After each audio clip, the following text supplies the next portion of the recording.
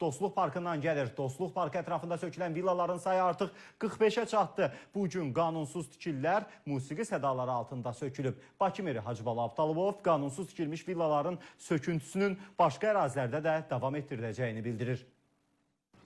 Bugüne kimi 44 villa sökülüb, hazırda söküntüsü aparılan ise 45. villadır. Bundan sonra növbə isə ərazidə 2 hektar hasar alınmış. Hissədir ki, bunun da söküntüsü akşam saatlarına kimi yekunlaşacaq.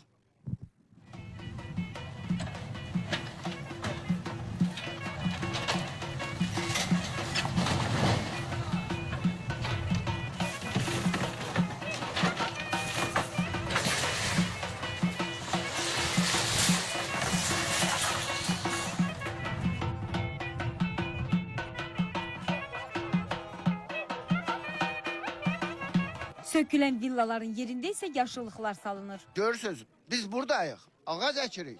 Amma bu villada tikinti gedir. İndi 1-2-3 saate o villa yox olacaq. Üstündən 15 dəqiqə keçməmiş villanın söküntüsünə başlanıldı.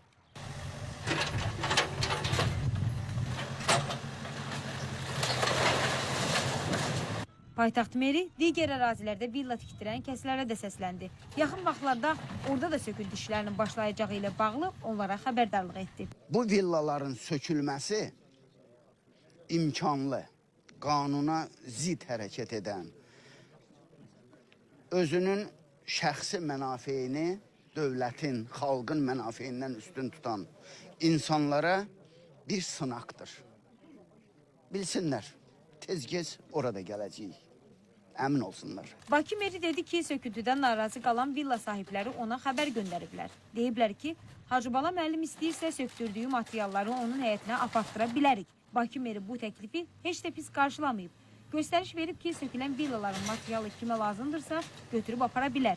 Yəni ehtiyacı olan sakinlər tərəfindən aparılmasını təklif edir. Bakı şəhər icra hakimiyyətinin başçısı mən olduğum üçün hər bir şeyə mən cavab deyəm.